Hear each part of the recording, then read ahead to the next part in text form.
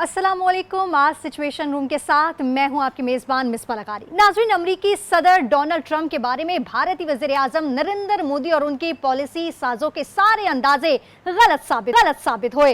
अब तो उन्हें ये अंदाज़ा भी हो गया होगा कि वो अपनी जुग्राफियाई अहमियत को लेकर शदीद गलत फहमी का शिकार थे। ज़राअत और सनत को हिफाजती बाड़ में छुपाकर भारत को ये घमंड था कि वो एक नागुज़ीर इत्तेहादी है। बेहतर डील की उम्मीद थी, मगर जब आग खुली मोदी की तो मौसम था खिजा का। मरी हुई मईशत के लिए 25% टैरिफ तो सिर्फ ये है इब्तिदा। आगे आगे देखिए होता है क्या।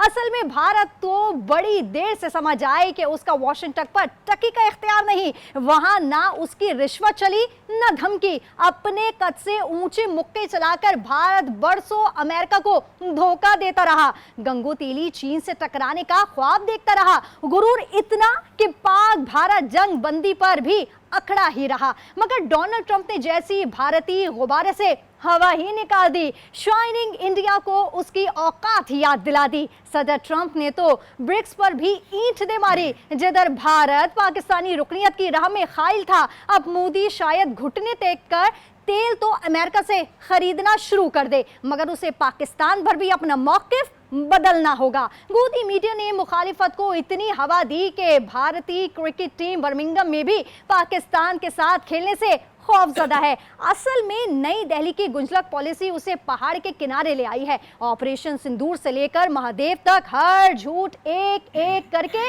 बेनकाब हो रहा है। पार्लियामेंट बीजेपी की रुसवाई का तमाशा बनी हुई है। कभी चदम बरम पहलगाम झूठ को धरम बरम करते हैं, तो कभी ऑपोजिशन सवाल उठाती है कि भाई इतना दम था तो पाकिस्तान के सामने झुके ही क्यों। वैसे मोदी जी, मेरा मशवरा तो यही है कि अब अपनी हिंदुत्व पॉलिसी बगल में दबाकर सन्यास पर निकल जाए, वरना सितंबर में तो छुट्टी हो ही रही है। आज प्रोग्राम में हमारे साथ मौजूद हैं मारूफ साबिक सिफारतकार और साबिक सदर आज़ाद कश्मीर मसूद खान साहब, और हमेशा की तरह हमारे साथ सीनियर तज्जियाकार और मेज़बान आमिर ज़िया। बहुत शुक्रिया, आप दोनों ने हमें ज्वाइन किया है। मसूद साहब, प्रोग्राम का आगाज़ आपसे करूंगी। जौहरी और दिफाई ताउन से लेकर खिलाफ जो है वो भारत अमेरिका इत्तेहादी है, ये सर्द महरी की क्या वजह है?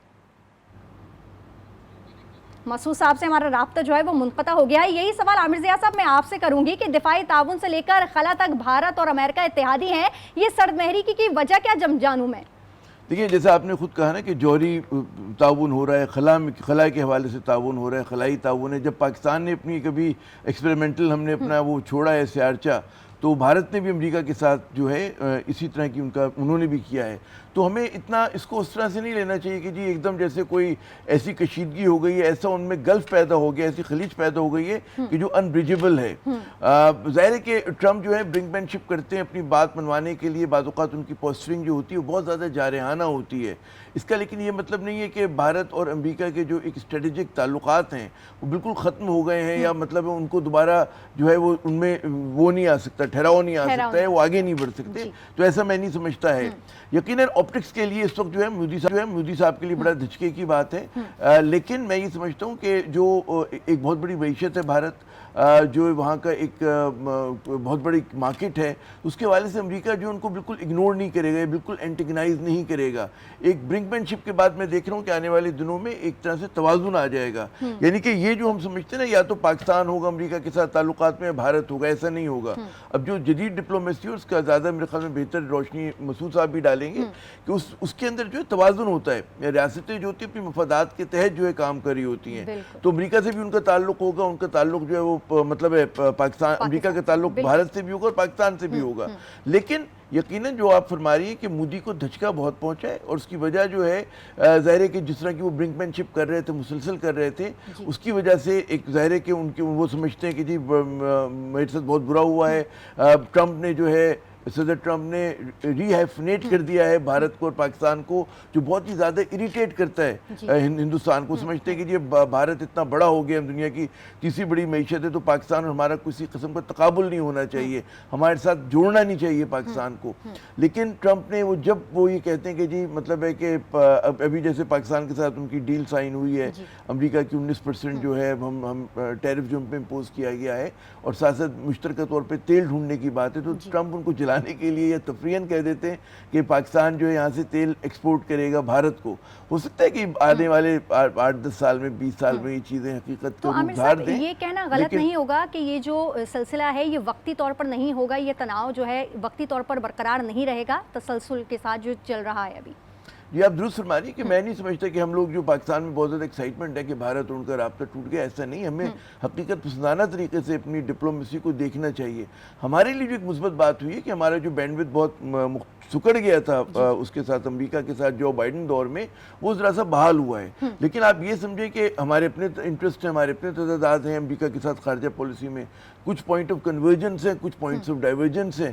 تو کون سی چیز کہاں پہ ڈومینیٹ کر جاتی ہے، تو وہ بھی مطلب دیکھنا ہے. کیونکہ ایک ایریٹک پرسنالٹی ہے ٹرمپ صاحب بھی، اور ان کے بارے میں اگر آپ یہ بالکل سکون سے کہیں کہ جی ہمیشہ وہ ایسے ہی رہیں گے. جیسے بھارت کو میں کہتا کہ اریٹیٹ کرنے کے لیے انہوں نے یہ بات کی، پھر وہ بار بار جب وہ سیز فائر کی بات کرتے ہیں، تو میرے خیال میں جو میں نے آخری گنا تو 29 بار تو کہہ چکے ہیں وہ یہ بات، ہو سکتا ہے زیادہ اب کہہ چکے ہوں. تو یہ اگر صورتحال ہے، اور یہ چیز جو ہے بھارت کی جو بیانیے کو شارٹ ٹرم کے اندر اس کو دھچکا پہنچا رہے. لیکن میں سمجھتا ہوں کہ جو لانگ ٹرم ان کے تعلقات ہیں وہ ابھی چیلنجز ہے اس میں، لیکن وہ یہ نہیں ہو رہا کہ ختم ہو رہے ہیں. لیکن بھارت میں ڈیبیٹ ہو رہی ہے کہ امریکہ کے جو تیور ہیں، تو ہم کیسے اپنا جو ہے وہ توازن لے کر آئیں گے روس کے ساتھ. ہم کیسے مطلب ہے وہ یہ بھی سوچ رہے ہیں کہ جی چین کے ساتھ کیا ہمیں اپنے تعلقات بہتر کرنے چاہیے، کیونکہ امریکہ جو ہے وہ بہت زیادہ دباؤ ڈالنے کی پالیسی پہ عمل درآمد کرتا ہے. تو بھارت میں بھی ری تھنکنگ ہے. اور ظاہر ہے کہ جو پولیٹکس ہوتی ہے اس کے اندر ریاستوں کا اپنا مفاد ہوتا ہے. کوئی بچپن کی دوستی نہیں ہوتی کہ بھئی ہماری دوستی ہو گئی تو اب دوستی ہے. بالکل بالکل. عامر صاحب، گیسٹ ہمیں جوائن، آپ سے ہی سوال کرنا چاہوں گی کہ بھارتی پارلیمنٹ میں پچھلے دنوں بڑے طوفانی سیشنز ہوئے ہم نے دیکھے، تو آپ کی کیا ریڈنگ ہے؟ حالات جو ہیں وہ کہاں جا رہے ہیں؟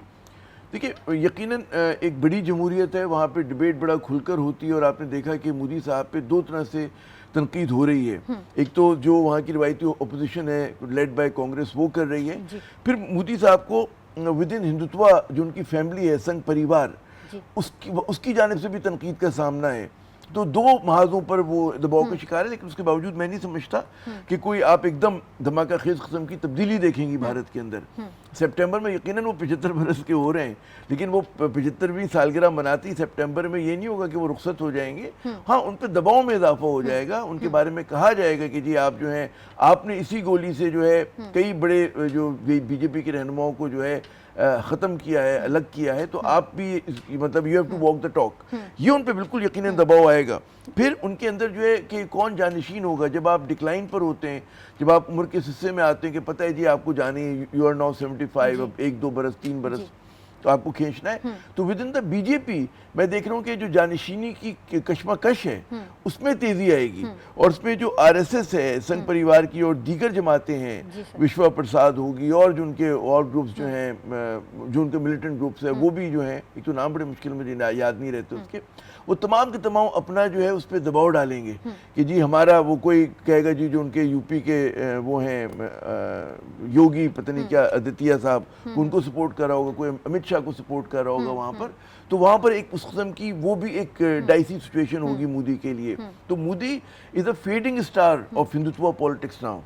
ہندوتوا سیاست ہے وہاں پر، وہ بھی بہت چلے گی، کیونکہ وہاں پر جس طرح کا زہر بو دیا گیا ہے جو کہ ان کے اپنے فیبرک کو بھارت کے نقصان پہنچا رہا ہے. کہ وہ ایک سیکولر اپنے آپ کو ڈیموکریسی کہتے تھے، وہ ہم جیسے لوگ ہمیشہ سے کہتے ہیں کہ جعلی سیکولرزم تھا ان کا بھی، لیکن جیسا بھی تھا تو ان کی اپنی فیبرک کو نقصان پہنچا رہے. اور اس کے ساتھ ساتھ جو ان کے اندر ودن جو ہے اندر جو ٹسل ہے وہ بھی بہت زیادہ ہے. لیکن ساتھ ساتھ میں عامر صاحب ہم یہ بھی دیکھ رہے ہیں کہ عوام بھی بڑی تعداد میں سڑکوں پر نکل آئے آپریشن سندور کے بعد، اور کافی مخالف ہو گئے ہیں مودی کے. دیکھیں، مودی کا جو ہے نا وہ ابھی بھی میں سمجھتا ہوں کہ وہ بھارت کے ایک larger then life political leader ہے، اور ان کا ایک کلٹ فالوئنگ ہے.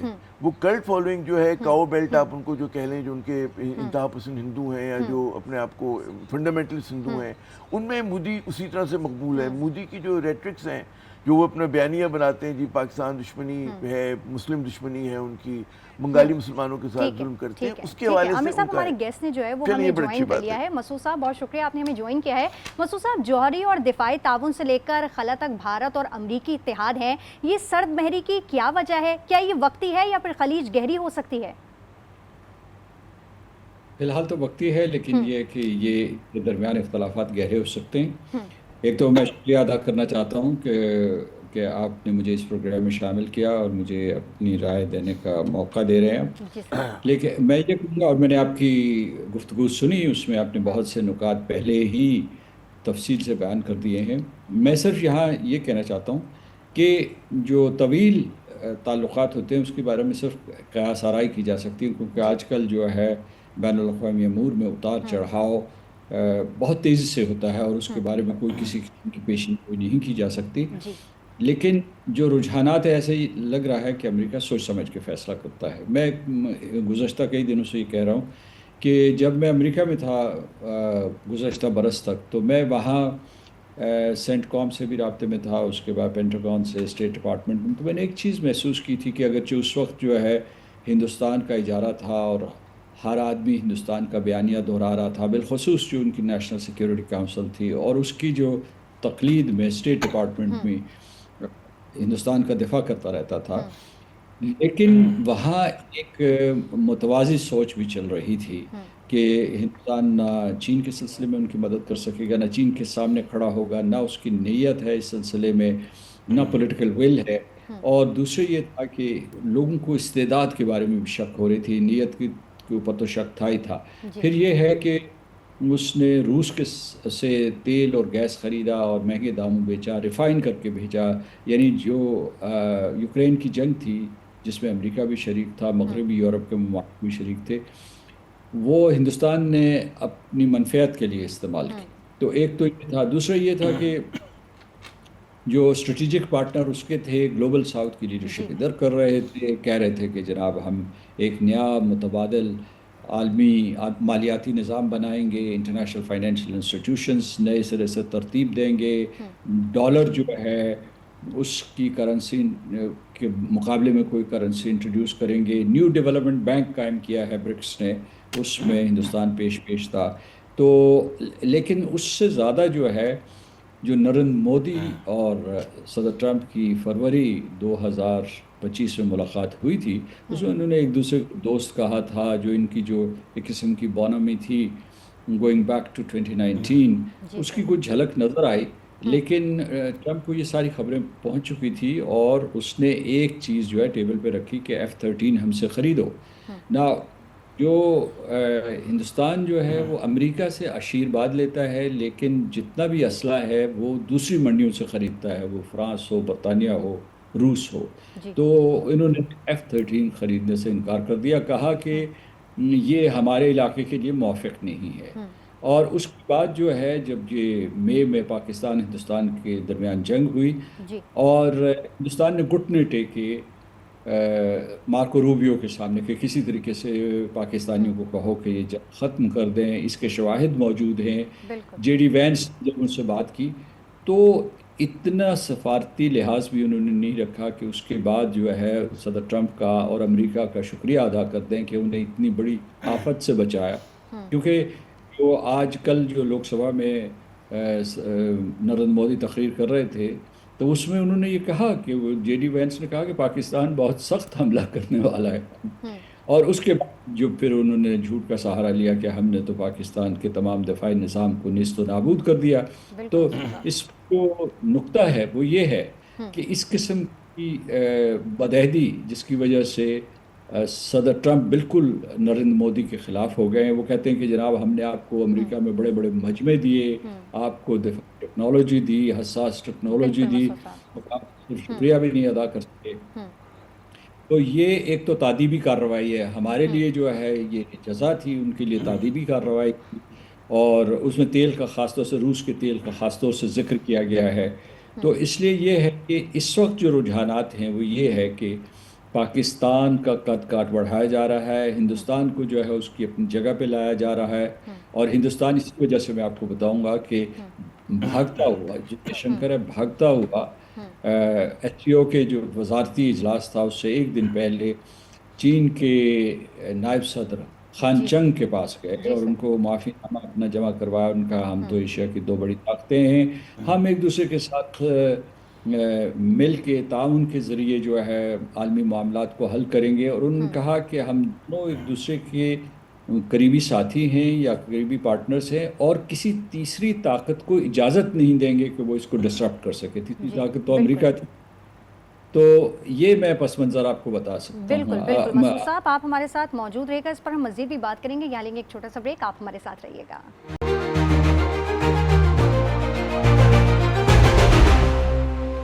Welcome back. ناظرین ایک اور بڑی خبر کی جانب آتے ہیں. مسعود صاحب آپ سے آغاز کروں گی اس بات کا کہ سابق بھارتی وزیر داخلہ کی پہلگام واقعے میں پاکستان کو کلین چٹ نے آپریشن سندور اور مہادیو کو بے معنی کر دیا, یعنی مئی کی بھارتی جارحیت بھی سرے سے جھوٹ پر تھی. کیا کہیں گے سر آپ اس پر؟ دیکھیے, چدمبرم بہت پڑھے لکھے آدمی ہیں اور اس کے بعد ان کا حکومت کا بھی تجربہ ہے, اور وہ مودی دشمنی میں یہ بات نہیں کر رہے تھے. وہ ایک ہندوستان کے نیتا کے طور پر یہ بات کر رہے تھے, اور انہوں نے اس کا صحیح تجزیہ کیا. انہوں نے دو سوال پوچھے ہیں. پہلا سوال انہوں نے یہ پوچھا کہ پہلگام کے سلسلے میں پاکستان کے ملوث ہونے کے اگر آپ کے پاس ثبوت نہیں تھے تو وہ ثبوت کیوں نہیں مہیا کیے. یہ پہلا حصہ. دوسرا یہ ہے کہ اگر ثبوت نہیں تو پاکستان کے اوپر حملہ کیوں کیا. آخری سوال بھی انہوں نے پوچھا ہے کہ حملے کے جو مقاصد تھے بظاہر تو وہ آپ نے حاصل کیے, تو آپ کیوں یہ ڈھنڈورا پیٹتے پھر رہے ہیں. یہ اس وجہ سے بیان اہم تھا کہ اسی دن راجناتھ سنگھ نے لوک سبھا میں جھوٹ کا ایک نیا ریکارڈ قائم کر دیا, اور اس نے جو اپنے جھوٹ کو سچ کے طور پر پیش کرنے کی کوشش کی. پرینکا گاندھی, اس کے علاوہ جے شنکر نے بھی اس کی مدد کی, لیکن ان سب لوگوں نے ان کے اس بیانیے کی تردید کر دی. خود پارلیمنٹ میں لوک سبھا میں, جیسے کہ میرا خیال میں تھوڑی دیر پہلے احمد ضیاء صاحب کو سن رہا تھا, سنگھ پریوار میں, راشٹریہ سوئم سیوک سنگھ میں نہ تو کوئی امت شاہ کے اوپر اعتبار کر رہا ہے, نہ راجناتھ سنگھ کے اوپر کر رہا ہے, نہ نریندر مودی کے اوپر کر رہا ہے, اور پھر جو ہے افواج ہندوستان اس کے اوپر اعتبار نہیں کر رہے. انہوں نے 3 ایسے ترجمان ہیں جن میں سے بعض سینئر آفیسرز ہیں, ان کے ذریعے کیلکولیٹڈ ڈسینٹ کا مظاہرہ کیا ہے کہ یہ ان کا ایک باسٹ آپریشن تھا. تو میں یہ سمجھتا ہوں کہ اچھا اس کی ضرورت نہیں تھی, کیونکہ ساری دنیا جو ہے ہندوستان کو بے نقاب کر چکی تھی, اور اس میں جو ہے امریکہ کے, برطانیہ کے اور یورپ کے اور ساری دنیا کے, جس میں جنوبی مشرقی ایشیا بھی شامل ہے, ان کے ذرائع ابلاغ نے ان کو غلط ثابت کر دیا تھا. اور پھر جو چانسلریز تھی, جو فارن آفیسز تھی, یا جو ورلڈ کیپٹلز تھے, ان کے جو بیانیے آ رہے تھے وہ نہ صرف محتاط آ رہے تھے, نہ صرف یہ کہ شہادتوں کو طلب ہے, بلکہ یہ ہے کہ انہوں نے ہندوستان کا بالکل ساتھ نہیں دیا. تو ایک مرتبہ پھر جو ہے اپنے ہی کوارٹر سے پھر جو ہے, خیر leader of the opposition Rahul Gandhi تو جو ہے انہوں نے کئی حملے کیے.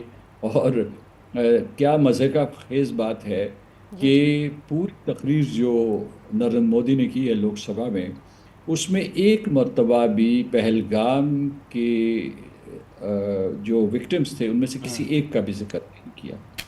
اور دوسری طرف انہوں نے یہ کیا کہ ٹرمپ کا ذکر نہیں کیا, چین کا ذکر نہیں کیا, لیکن کانگریس کو کہا کہ آپ پاکستان کے ترجمان ہیں, یعنی اشارہ راہل گاندھی کی طرف تھا, اور دوسرے جو ارکان سوال اٹھا رہے تھے. اور اس میں جو نریندر مودی کی تقریر تھی وہ مجذوب کی بڑھ تھی, اور اپنا ان کا جو رٹا رٹایا بیانیہ ہے اسے دہرا رہے تھے. تو ایک مرتبہ یہ کہ اگر وہ نہ پارلیمنٹ میں آتے, لوک سبھا میں آتے, تو شاید ان کے اپنے سیاسی نقطۂ نظر سے یہ بہتر ہوتا. بالکل بالکل. اچھا اگر مجھے اجازت دیں مسعود صاحب, جو ہم وقفے سے پہلے بات کر رہے تھے امریکہ بھارت تعلقات کے حوالے سے, اب یہ ظاہر ہے کہ ایک دم تو نہیں بنے تھے تعلقات. یہ بش جونیئر کے دور سے ایک بڑا ایک سی چینج آیا تھا کہ ان کی اسٹریٹجک پارٹنرشپ بننی تھی, جوہری ان کو نیوکلیئر اس کے اندر شامل کیا گیا, ایک مطلب ہے نا بہت سارا خلا میں ان کے ساتھ تعاون ہو رہا ہے, دفاعی تعاون ہو رہا ہے.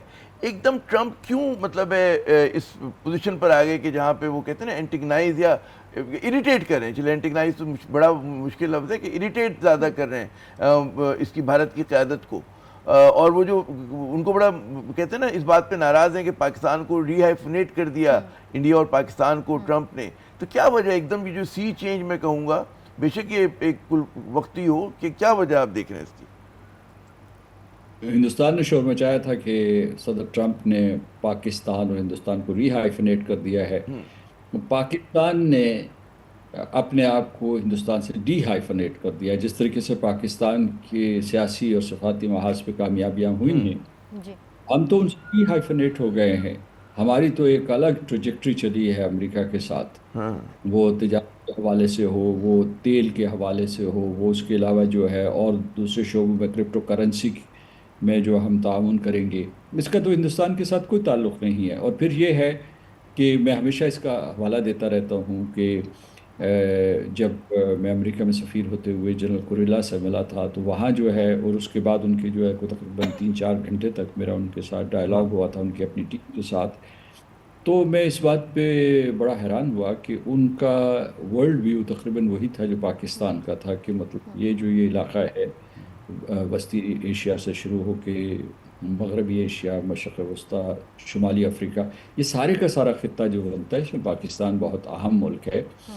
تو ہندوستان سے ری ہائفنیٹ ہونے کی ہمیں کوئی ضرورت نہیں ہے. ہندوستان کے ساتھ کیا کریں گے ری ہائفنیٹ ہو کے؟ ایک ڈھیلے کا وہ فائدہ نہیں دیں گے، بلکہ ہمیشہ دشمنی کرتے ہیں اور پاکستان کی معیشت کو، پاکستان کے سیاسی مقام کو سبوتاژ کرنے کی کوشش کرتے ہیں. لیکن آپ کے نقطے کی طرف میں آتا ہوں کہ 1995 سے لے کر اب تک، یعنی اس ٹرمپ ایڈمنسٹریشن تک، ہم نے بہت مشکل وقت گزارا ہے واشنگٹن میں. کیونکہ اس وقت جو ہے جو ہندوستان نواز قوتیں تھیں واشنگٹن میں، اور نیو کانس جب آئے تو ان کا کہ ہندوستان میں سرمایہ کاری کرو اور پاکستان سے فاصلہ اختیار کرو، اور اس طریقے سے ہندوستان کو سپیس ملی. یہ سارے کا سارا سلسلہ نرسمہا راؤ کے دور میں شروع ہوا تھا. پھر جو ہے ارلی 2000s میں انہوں نے جو ہے ایک نیوکلیئر ایک دوسرے کے ساتھ تعاون کیا. پھر NSG کے لیے ان کو اجازت دی، یہ 2008 کی بات ہے. تو یہ سارے کا سارا عمل جو تھا یہ ہمارے لیے بہت تکلیف دہ تھا. اس کی وجہ یہ تھی کہ ایک تو دہشت گردی کے خلاف جنگ میں ہم قربانیاں دے رہے تھے. جی 85,000 سے 1 لاکھ کے قریب جو ہے لوگوں کی ہم قربانیاں دے چکے تھے. لوگ پاکستان میں سرمایہ کاری نہیں کرتے تھے کہ جی یہ غیر محفوظ علاقہ ہے. ہندوستان دور سے بیٹھا ہوا سارے کے سارے مفادات حاصل کر رہا تھا. اور بالکل دوسری یہ طرف جو ہے، جی یعنی جی اگر پاکستان میں تھوڑا سا یہ فقرہ مکمل کر لوں کہ اگر پاکستان امریکہ کا حلیف نہ ہوتا تو سوویت یونین شکست نہ کھاتا افغانستان میں. اتنے بڑے احسانات کے باوجود، اتنے بڑے احسانات کے باوجود، آپ کو میری آواز آ رہی ہے؟ جی جی جی سر ہاں آ رہی ہے. ہاں، اتنے بڑے احسانات کے باوجود وہاں امریکہ میں احسان فراموشی کا ایک رواج تھا. پاکستان کو ڈانٹ ڈپٹ ہوتی تھی، شک شبے کی نگاہ سے دیکھا جاتا تھا. لیکن اب اس میں بدلاؤ آیا ہے، اور یہ بڑا خوش آئند بدلاؤ ہے، اور ہم اس کا خیر مقدم کرتے ہیں. اور میں بار بار یہ کہہ رہا ہوں سب لوگوں سے جی گفتگو کرتے ہوئے کہ اس کے بارے میں بے شک آپ ڈھول پیٹیں، شادیانے بجائیں، اور اس کے بعد فرع انبساط کا ماحول پیدا کریں، لیکن ساتھ ساتھ ہی یاد رکھیے کہ بین الاقوامی معاملات میں اتار چڑھاؤ ہوتا ہے. آپ ان مواقع سے فائدہ اٹھائیں. اور اس وقت جو ہے اونر آ گیا ہے وہ ہماری قیادت کے اوپر. ہمارے جو فیصلہ کرنے والے ادارے ہیں اس سے پہلے، اس سے زیادہ جو ہے ہماری پارلیمنٹ، ہمارے انسٹیٹیوشنز، ہمارے سب کے، وہ کیسے، خاص طور سے جو سرمایہ کار ہیں، معیشت دان ہیں، جو وہ کس طریقے سے پاکستان کو اس سٹیج پہ کھڑا کریں کہ دنیا کی طاقتور قوموں میں اس کی صف میں یہ شامل ہو سکے. بالکل مسعود صاحب، یہ کہنا غلط نہیں ہوگا کہ امریکہ سے جو پاکستان کو اس وقت ریلیف مل رہا ہے آہستہ آہستہ کر کے، وہ بھارت کو ہضم نہیں ہو رہا ہے. مسعود صاحب، ایرانی صدر پاکستان آئے ہیں، اور آپ اس دورے کو علاقائی تناظر میں کیسے دیکھتے ہیں؟ اور شارع ریشم سے براہ راست ایران یورپ تک کا جو منصوبہ ہے وہ کتنا قابل عمل ہے؟ سر اس پر کیا کامنٹ دیں گے آپ؟ میں یہ کہوں گا کہ سب سے پہلے تو ہم سب اہل پاکستان کو ایران کے صدر کو خوش آمدید کہنا چاہیے. ہم نے کہا ہے وہ ہمارے مہمان ہیں. ایران اور پاکستان کے بڑے گہرے روابط ہیں، بہت مضبوط تعلقات ہیں، ہمارا ہمسایہ، ہمارے ثقافتی روابط ہیں. ابھی میں تھوڑی دیر پہلے کہیں گفتگو کرتے ہوئے کہہ رہا تھا کہ علامہ اقبال کے فارسی کے اشعار پاکستان سے زیادہ اہل ایران کو یاد ہیں. ان کے جو آیت اللہ خامنہ ہیں وہ اپنے خطبات میں اسے استعمال کرتے ہیں. ادبی محفلوں میں علامہ اقبال کے اشعار پڑھے جاتے ہیں، ان کا فلسفہ خودی اور دوسرے جو اسلام کے بارے میں فلسفہ ہے یا قرآن کی تشریح و تفسیر ہے اشعار میں، اس کی وہاں پورے کے پورے ایران میں بہت پذیرائی ہے۔ اور پھر جو ہے ہماری اپنی زبان، ہمارا ترانہ، ہر ایک جو ہے اس میں فارسی الفاظ موجود ہیں۔ تو یہ وہ بہت گہرے رشتے ہیں۔ پھر یہ ہے کہ جو فقہی اور مسلکی اعتبار سے بھی جو ہے ہماری آبادیاں ایک دوسرے سے ملتی ہیں، ان میں ایک اوور لیپ موجود ہے۔ تو اس لیے یہ کہ ہمارے گہرے روابط ہیں۔ یہ جو ہم ان کو خیر مقدم کرتے ہیں، اور اس کے بعد یہ ہے کہ ان کا یہ دورہ کئی اعتبار سے اہم ہے۔ ایک یہ کہ ان کے جو پیشرو تھے وہ شہید ہو گئے تھے ایران میں، وہ پاکستان آئے کچھ عرصے کے بعد، پھر جو ہے ہم نے یہ ایک شاہراہ بھی ان کے نام یعنی ایران کے نام موسوم کی جی تھی۔ بالکل۔ تو اس کے لیے ہم پورے کے پورے اہل ایران کے ساتھ تعزیت کرتے ہیں۔ دوسری جو چیز تھی وہ اسرائیل اور ایران کی جنگ کے بعد میں سمجھتا ہوں ایران فاتح کے طور پر آیا ہے، ایران کے صدر فاتح کے طور پر آئے ہیں۔ اتنی بڑی قوت جس کو امریکہ کی بھی حمایت حاصل تھی، اس کو ایران نے دندان شکن شکست دی۔ بالکل۔ اور اس کے بعد جو اگر آپ دیکھیں کوئی شطرنج کی چال، تو انہوں نے آخر میں جنگ بندی میں بھی کوئی ایسا فیصلہ کن قدم اٹھایا کہ جنگ بندی ہو کے رہی۔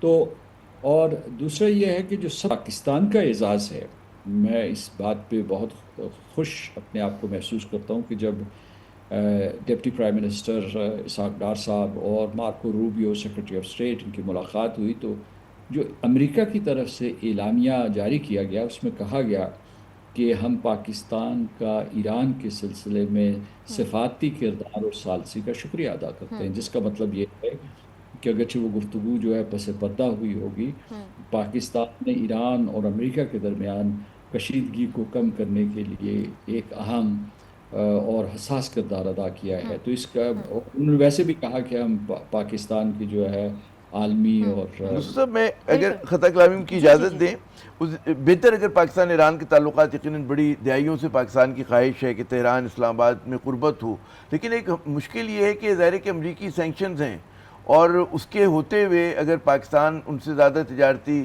تعلقات بڑھاتا ہے، زیادہ قربت اگر ہوتی ہے، تو وہ جو ایک ہم ابھی پروگرام کے پہلے سے میں بات کر رہے تھے، پاکستان امریکہ تعلقات جو مثبت ٹریک پر ہیں، تو کیا یہ کسی طرح کا رسک ایلیمنٹ ہے ہمارے لیے؟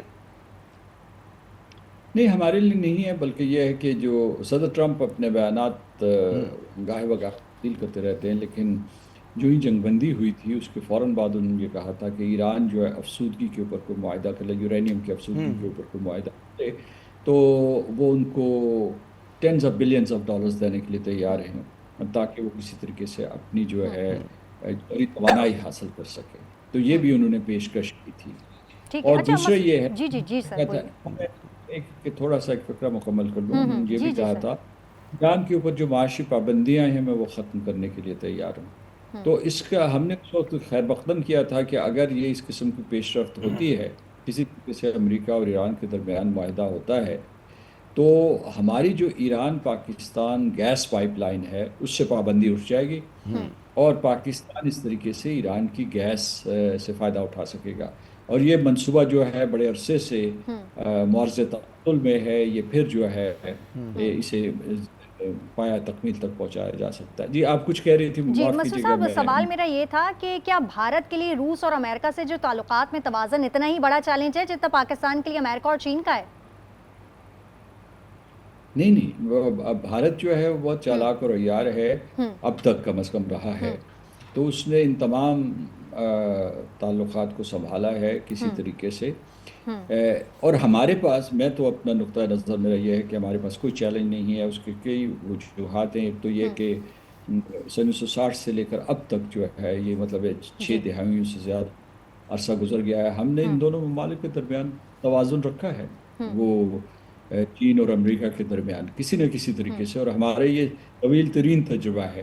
ہمارے چین کے ساتھ جو ہے اٹوٹ رشتے ہیں، اور کبھی ان میں کوئی دراڑ نہیں آ سکتی، کبھی کبھار کوئی شکایت ہو جاتا ہے۔ امریکہ کے ساتھ اتار چڑھاؤ رہا ہے، لیکن ہم پھر امریکہ کے ساتھ جاتے ہیں، تو ہمارے لیے یہ چیلنج نہیں ہے۔ اور دوسری بات یہ ہے کہ چین بہت بڑا ملک ہے، اور ہمارے یہ تجارتی حجم بڑھانا، یہ چین اور امریکہ جیسے بڑے ممالک کے لیے جن کے ٹریلینز آف ڈالرز کا ट्रेड है, एक्सपोर्ट्स एंड इंपोर्ट्स, उसके ऊपर बहुत मिनिमल, जी सर। इन्फिनिटेसिमल स्मॉल इम्पैक्ट हो सकता है।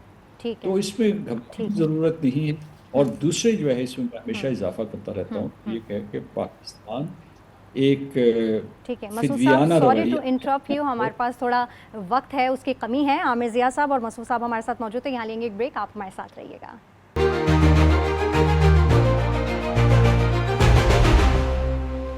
Welcome back. आज के प्रोग्राम में हमारे माहिरीन ने खित्ते की बदलती सूरत हाल और भारत की नाकाम पॉलिसियों का अहाता किया। भारत को अब ये समझना होगा कि झूठा बयानिया और अमरीकी मुदाखलत पर इन्हिसार शायद वक्ती तौर पर तो काम दे सकता है, हमेशा नहीं। वो कहते हैं ना कि सबको हर वक्त बेवकूफ़ नहीं बनाया जा सकता। साथ ही भारत को हमसायों पर गलबा पाने की कोशिश तर्क करके ताल्लुकात बनाने पर तवज्जो देना होगी। भारत के लिए आज सबसे बड़ा चैलेंज उसका अपना बिखरता हुआ वजूद है। बढ़तरी के वो नाकिस सोच है जिसे काबू में लाना ज़रूरी है, क्योंकि खित्ते में अब पुराने उसूल नहीं चलेंगे। सिंदूर और महादेव जैसे झूठे ऑपरेशन उल्टा भारत के लिए वबाल साबित होंगे। इजाज़त दीजिए, अल्लाह निगहबान।